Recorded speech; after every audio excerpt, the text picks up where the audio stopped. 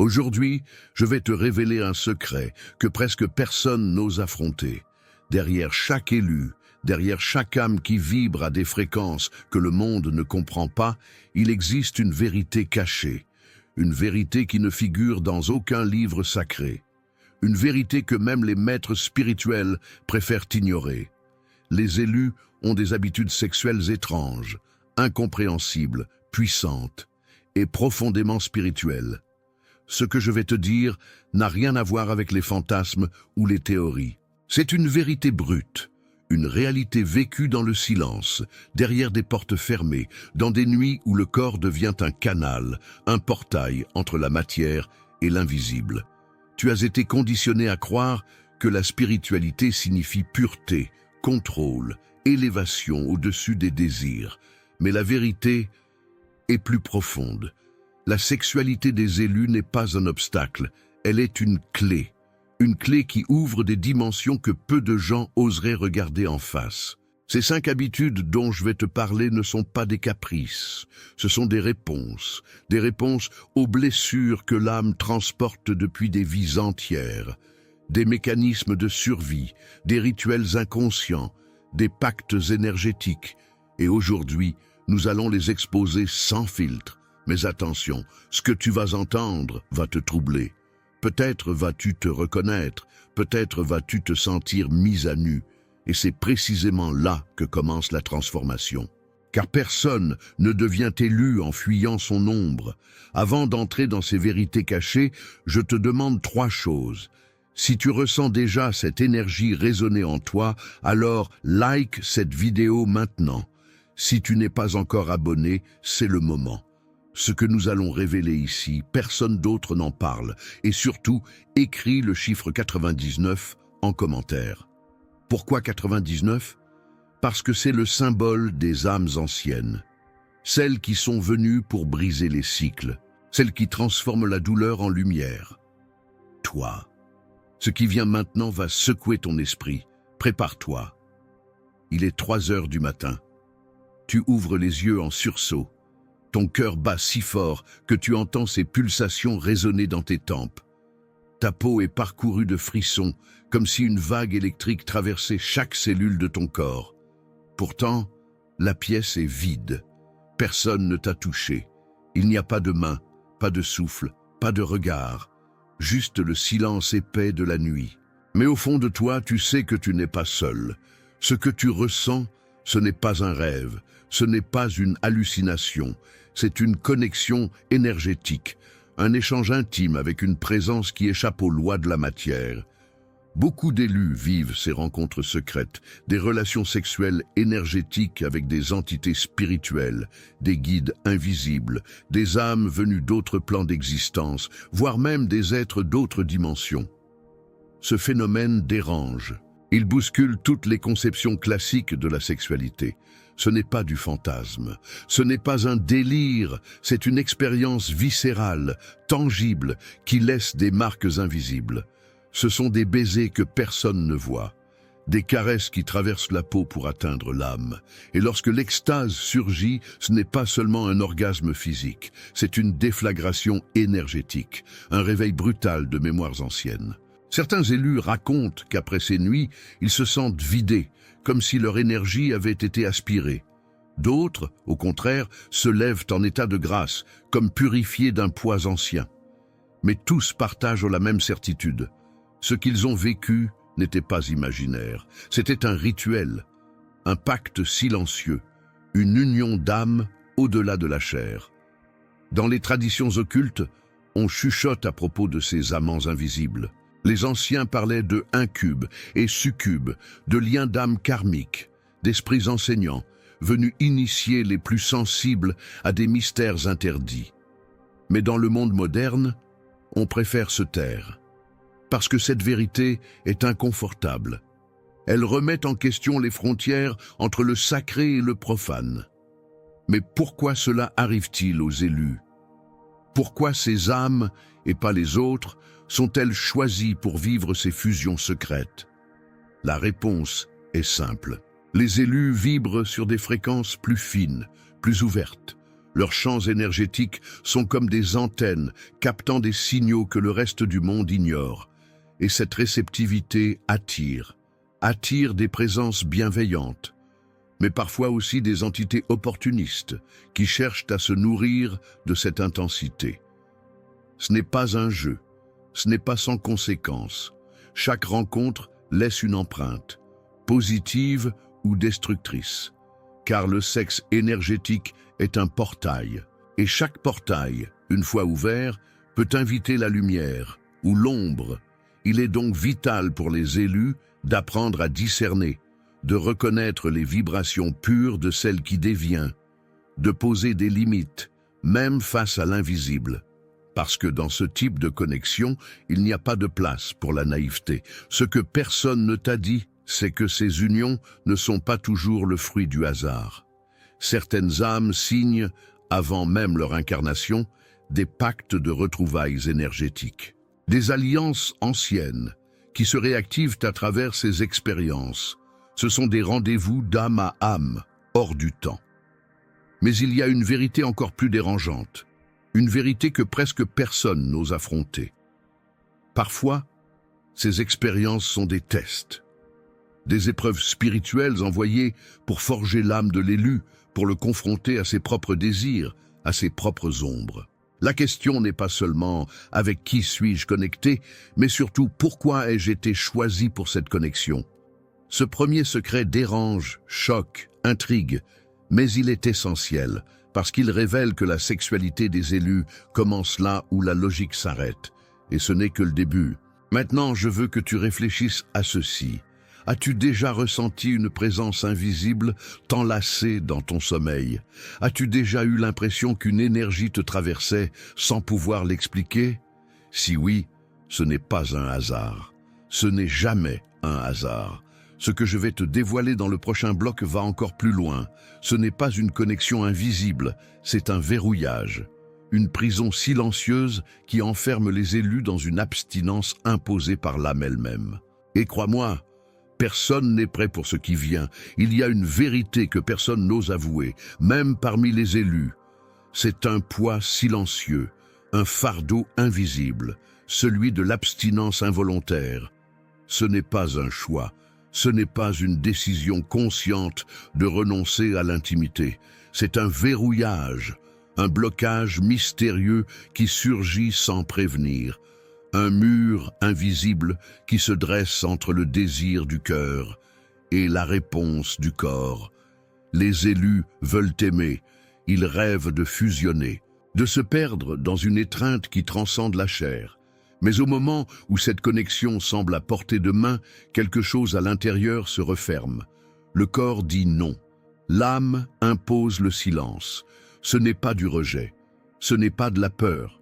C'est une quête d'alignement si profonde que la superficialité devient insupportable. Pour beaucoup d'élus, ce phénomène est un mystère douloureux. Comment expliquer qu'ils désirent profondément l'intimité, mais qu'ils en sont empêchés par une force qu'ils ne contrôlent pas? Comment comprendre que ce n'est ni de la froideur, ni de l'indifférence, mais un appel sacré à ne pas se perdre dans des connexions vides? La vérité est brutale. Le corps énergétique des élus fonctionne selon des codes que le monde ne comprend pas. Chaque rencontre intime est une fusion de champs vibratoires. Et lorsqu'il y a désalignement, le corps refuse l'accès. Il bloque l'énergie. Il impose une abstinence, non pas par caprice, mais par nécessité. Cette abstinence peut durer des mois, parfois des années. Et pendant ce temps, l'élu traverse une solitude que peu peuvent comprendre. Les proches posent des questions. Le monde juge. Pourquoi restes-tu seul? As-tu un problème? As-tu peur de t'engager? Mais ce qu'ils ne voient pas, c'est la guerre silencieuse qui se joue à l'intérieur. Ce n'est pas une fuite, c'est une recalibration. Un processus sacré où l'âme cherche à se réajuster après avoir été écorchée par des expériences passées. Certains élus tentent de forcer ces connexions. Ils essaient de se convaincre qu'ils peuvent aimer comme tout le monde. Ils entrent dans des relations tièdes. Ils offrent leur corps, alors que leur âme crie de rester en retrait. Mais cela ne dure jamais. car chaque acte qui trahit leur propre vibration laisse une cicatrice. Le corps ne ment jamais. Il finit toujours par rappeler l'élu à l'ordre. Ce blocage énergétique est en réalité un bouclier, un mécanisme de protection que l'âme active lorsqu'elle sent que la connexion n'est pas pure, pas alignée. Ce n'est pas un châtiment, c'est un rituel d'attente. L'élu est contraint de plonger en lui-même, de purifier ses blessures, de renforcer son ancrage spirituel avant de pouvoir s'ouvrir à une véritable union. Mais ce chemin est long, et la solitude qu'il impose peut être écrasante. Les nuits deviennent des déserts, les silences résonnent comme des abîmes, l'élu commence à douter de lui-même, à croire qu'il est cassé, qu'il n'est pas fait pour l'amour, mais en réalité, ce qu'il vit est une préparation, un rite de passage. Parce qu'un jour, sans prévenir, quelqu'un viendra. Quelqu'un dont la vibration sera si pure, si parfaitement alignée, que le verrou sautera. Le corps s'ouvrira, l'âme dira oui. Et ce jour-là, la connexion sera d'une intensité qu'aucune relation superficielle n'aurait pu égaler. Mais avant ce jour, il y a l'attente. Une attente qui forge, qui brûle, qui transforme. C'est une ascèse invisible, une purification imposée non par la société, mais par la propre essence de l'élu. Et cette période de solitude est aussi un espace sacré de transformation intérieure. Car l'abstinence n'est pas seulement absence d'acte, c'est un feu qui nettoie, qui prépare, qui éveille. Il est essentiel que les élus comprennent cela. Ce n'est pas une punition, ce n'est pas un défaut, c'est un appel à la maîtrise de soi, un rappel que leur sexualité n'est pas un divertissement, mais un canal sacré d'énergie créatrice. Mais voici la révélation la plus perturbante. Chaque fois qu'un élu cède à une connexion non alignée, il paie un prix énergétique. Fatigue extrême, confusion mentale, vide émotionnel. Parce que son corps, son temple, a été utilisé sans que l'âme ait donné son consentement vibratoire. Maintenant, je vais te poser une question simple mais cruciale. As-tu déjà ressenti ce blocage incompréhensible face à quelqu'un que tu désirais? As-tu déjà eu l'impression que ton propre corps te trahissait pour te protéger? Si oui, tu es sur le point de comprendre pourquoi. Mais attention, ce que tu vas découvrir dans le prochain bloc va encore plus loin. Car certains élus, malgré ce verrouillage, se retrouvent attirés par des âmes en souffrance, et cette dynamique est la plus dangereuse de toutes. Il existe un type d'attraction que la psychologie traditionnelle ne peut pas expliquer. Ce n'est pas un simple goût pour les âmes sensibles ou un penchant romantique pour les cœurs brisés.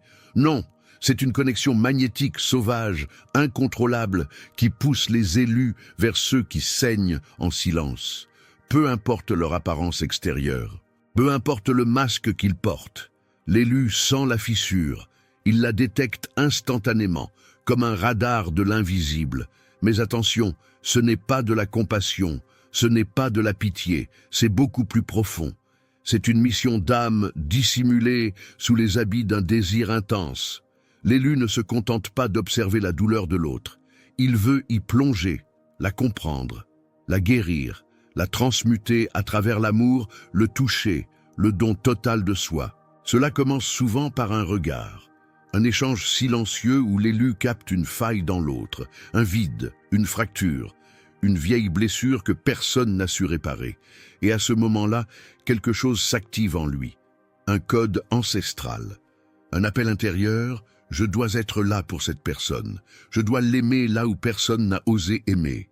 Mais ce chemin est un labyrinthe piégé.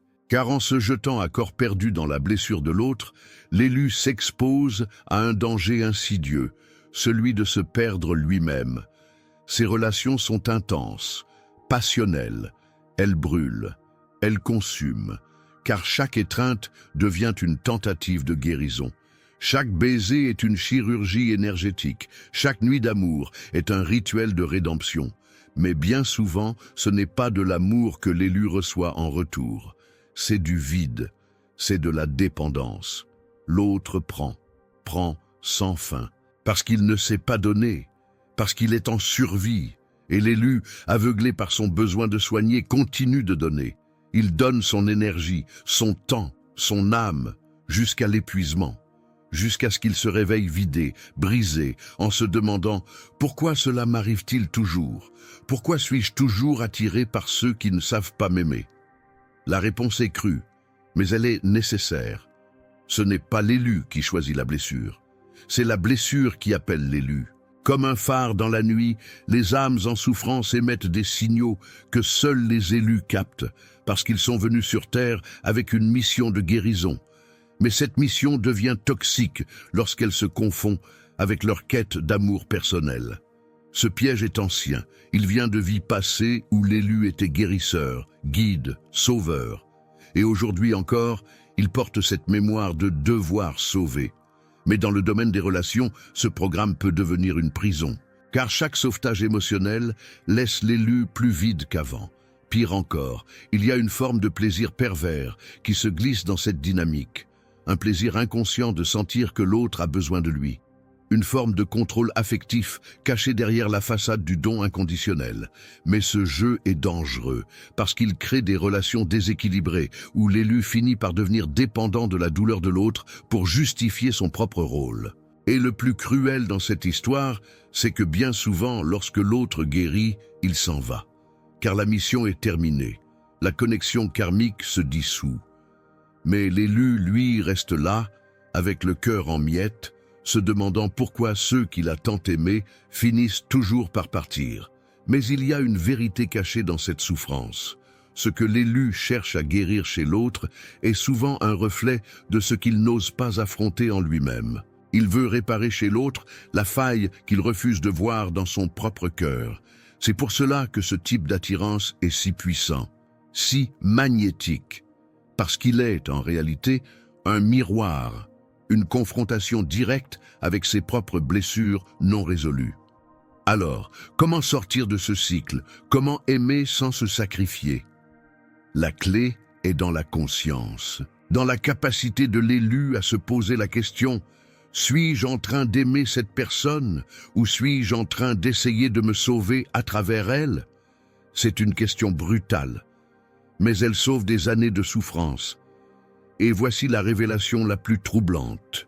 Tant que l'élu n'aura pas guéri sa propre blessure intérieure, il attirera sans cesse des âmes fracturées, comme pour se rappeler la leçon qu'il refuse d'apprendre. Ce n'est pas une malédiction, c'est un appel à l'élévation personnelle. Maintenant, je veux que tu t'arrêtes une seconde et que tu te demandes « Combien de fois t'es-tu retrouvé à aimer quelqu'un que tu devais réparer ? Combien de fois as-tu confondu mission d'âme et relation amoureuse ? Ce que je vais te révéler dans le prochain bloc est encore plus dérangeant. Parce qu'il ne s'agit plus de guérir les autres. Il s'agit d'utiliser ta propre sexualité comme un rituel, un portail énergétique vers des dimensions que le monde refuse de voir. Pour certains, le sexe est un plaisir. Pour d'autres, une distraction. Mais pour les élus, c'est un temple. Un autel vivant où la chair devient prière, où chaque geste est une incantation, où chaque souffle résonne comme une vibration sacrée dans les couloirs de l'invisible. Les élus ne font pas l'amour. Ils invoquent, ils transmutent, ils traversent les voiles des mondes subtils. Ce que le monde moderne a réduit à un acte biologique, les élus le redécouvrent comme un rituel ancestral. Avant même qu'un doigt ne touche la peau, tout commence par l'intention. L'intention pure, claire, précise. Parce qu'ils savent que l'énergie suit la pensée et qu'une union sans conscience est une porte ouverte aux égarés.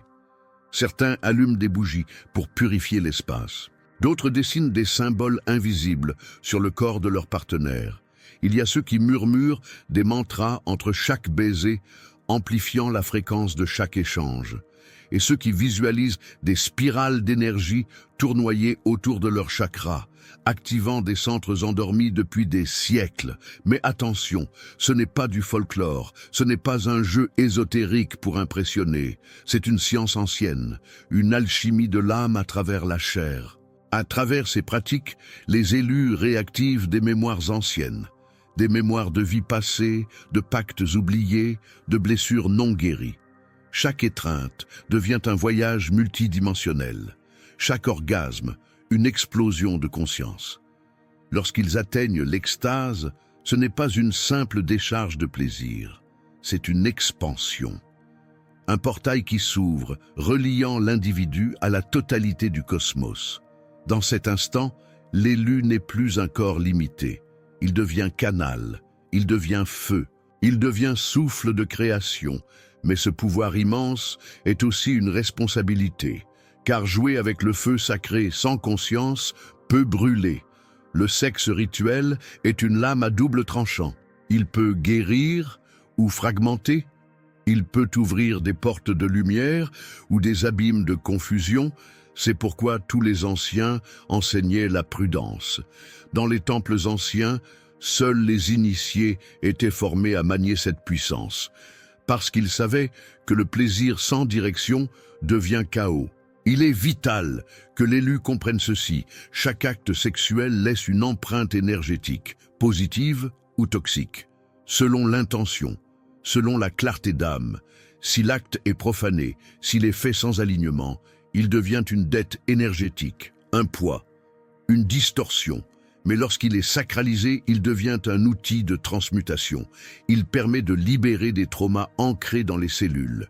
Il ouvre des voies de guérison que ni les mots ni les thérapies traditionnelles ne peuvent atteindre. Il y a des élus qui, après un acte rituel, reçoivent des visions. Ils voient des fragments d'autres vies. Ils captent des messages de leur guide. Parfois, ils ressentent des douleurs physiques, comme si le corps expulsait une mémoire toxique enfouie depuis des générations. Ce n'est pas de la magie de spectacle, c'est une chirurgie de l'âme. Mais il existe aussi un piège, l'addiction au pouvoir. Certains élus, en goûtant à cette puissance, deviennent prisonniers de l'expérience. Ils cherchent l'extase pour l'extase. Ils veulent ouvrir toujours plus de portails, sans se soucier des conséquences. Et c'est là que le rituel sacré se dégrade en dépendance énergétique, parce qu'ils oublient que ce pouvoir n'a jamais été fait pour servir l'ego, mais pour aligner l'âme avec le divin. Ceux qui pratiquent le sexe comme un rituel véritable savent qu'il n'y a pas de place pour la précipitation. Chaque rencontre est préparée, nettoyée, alignée, parce qu'ils ont conscience que le corps est un temple et que l'acte sexuel est une offrande. Maintenant, laisse-moi te poser une question. As-tu déjà ressenti, après une connexion intime, que quelque chose s'était activé en toi? As-tu déjà eu cette sensation étrange d'avoir traversé un portail sans en comprendre l'origine? Si oui, c'est que ton âme te rappelle une vérité ancienne. Tu es un porteur de rituels. Ton sexualité n'est pas ordinaire. Elle est un code. Mais ce que je vais te dévoiler dans le prochain bloc va encore plus loin, parce que certains élus, malgré leur lumière, cachent des désirs et des fantasmes si puissants qu'ils défient toute logique spirituelle. Et pourtant, c'est là que réside leur véritable pouvoir. La lumière des élus éblouit. Mais derrière cette clarté, il existe une ombre profonde, une zone interdite, une chambre secrète où se cachent des désirs que personne n'ose nommer. Des désirs de domination, de soumission, de contrôle total, de reddition absolue. Des fantasmes qui, à première vue, semblent en totale contradiction avec l'image d'un être spirituel. Comment un élu, porteur de sagesse, d'amour et de conscience, peut-il ressentir en lui l'appel de ces jeux de pouvoir? Comment expliquer qu'un être si connecté au divin soit attiré par des dynamiques où l'un commande et l'autre obéit, où l'un impose et l'autre cède? La réponse est plus ancienne que le temps lui-même. Ces désirs sont des échos karmiques, des fragments d'histoires inachevées, des mémoires d'oppression, de privation, de vie passée où le corps a été enchaîné, ou au contraire où le pouvoir a été abusé. Pour certains élus, la domination est un rituel de rééquilibrage, un espace où ils peuvent reprendre le contrôle qu'on leur a arraché dans d'anciennes existences. Pour d'autres, la soumission est un acte sacré de libération, une manière de guérir les blessures laissées par des siècles de rigidité, de sacrifice et de répression. Dans ces dynamiques, rien n'est superficiel. Rien n'est banal, chaque geste est codé, chaque lien noué autour des poignets est un symbole, chaque regard de commandement est une invocation, chaque acte de soumission est un abandon conscient, où l'âme accepte de se dépouiller de ses masques pour redevenir brute, vraie, entière. Mais attention, ce n'est pas de la violence, ce n'est pas une recherche de souffrance gratuite, c'est une alchimie émotionnelle. Un théâtre sacré où le corps devient le langage de l'âme. Là où certains voient une perversion, l'élu voit un rituel. Un espace sécurisé où il peut rejouer des scénarios karmiques et enfin les transmuter. Dans ces moments, le dominant n'est pas un bourreau, il est un guide. Il porte la responsabilité d'amener l'autre à se découvrir dans ses limites, à s'abandonner sans se perdre. Et le soumis n'est pas une victime. Il détient le courage de se livrer pleinement, dans une vulnérabilité consciente, où la confiance devient le ciment de la transformation. Lorsque ces pratiques sont vécues avec conscience, elles deviennent des clés de guérison puissantes. Elles permettent d'extirper des mémoires enfouies dans la chair, de briser les chaînes invisibles qui limitent l'expression de l'âme. C'est un processus de réécriture. Un rite où l'élu reprend possession de son histoire à travers le langage du désir. Mais il existe un danger, un piège subtil. Lorsque ces jeux sont abordés sans conscience, sans ancrage spirituel, ils peuvent devenir des addictions, des fuites, des spirales, où l'élu cherche désespérément à combler un vide intérieur en multipliant les expériences de pouvoir ou de soumission. Et ce vide, aucun acte ne peut le remplir. Parce qu'il ne s'agit pas du corps, mais de l'âme. C'est pourquoi il est essentiel que l'élu apprenne à naviguer ses désirs avec sagesse, à comprendre que l'ombre n'est pas une ennemie, qu'elle est un miroir, un allié qui, lorsqu'il est intégré, révèle une puissance intérieure inégalable. Dans ses rituels de domination et de soumission, l'élu apprend une vérité fondamentale. Le vrai pouvoir ne se trouve pas dans le contrôle de l'autre, mais dans la maîtrise de soi.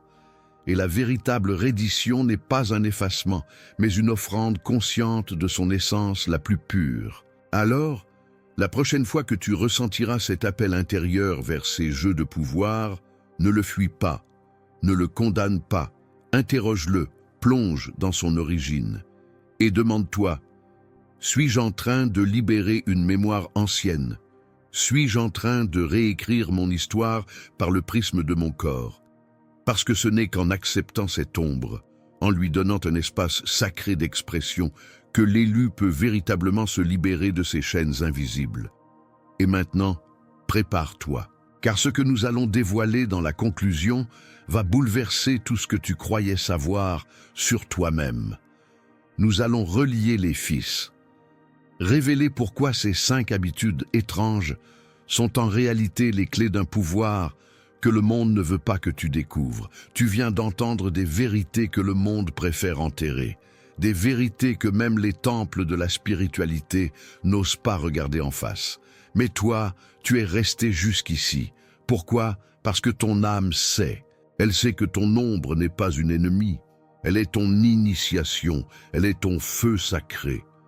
Être un élu, ce n'est pas vivre dans une perfection imaginaire, c'est marcher sur le fil du rasoir, avec un pied dans la lumière éclatante et l'autre profondément enraciné dans les ténèbres de ton être.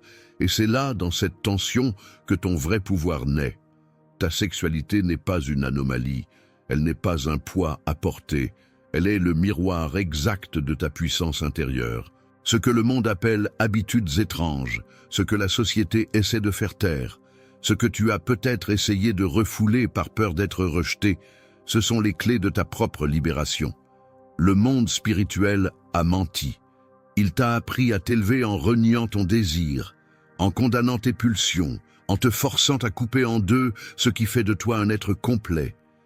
Mais il est temps d'écrire une nouvelle vérité. Une vérité où la véritable ascension commence quand tu t'agenouilles devant ton ombre et que tu lui tends la main.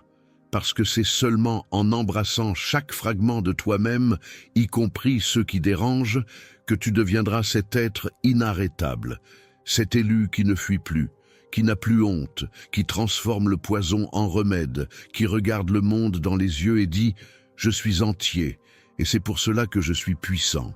Alors maintenant, je te demande de faire un acte de rébellion spirituelle. Comment ici et maintenant, je transforme mon ombre en lumière. Cette phrase est plus qu'un commentaire, c'est une déclaration. C'est une signature vibratoire qui brise le cycle du silence. Et si tu as ressenti ce que nous venons de créer ici, partage cette vidéo. Parce que là, quelque part, un autre élu se bat contre ses démons. Et il a besoin de savoir qu'il n'est pas seul. Souviens-toi, ton ombre n'est pas ta faiblesse, elle est ton portail. Et le monde n'a encore rien vu de ce dont tu es capable. Prépare-toi. Ton éveil commence maintenant.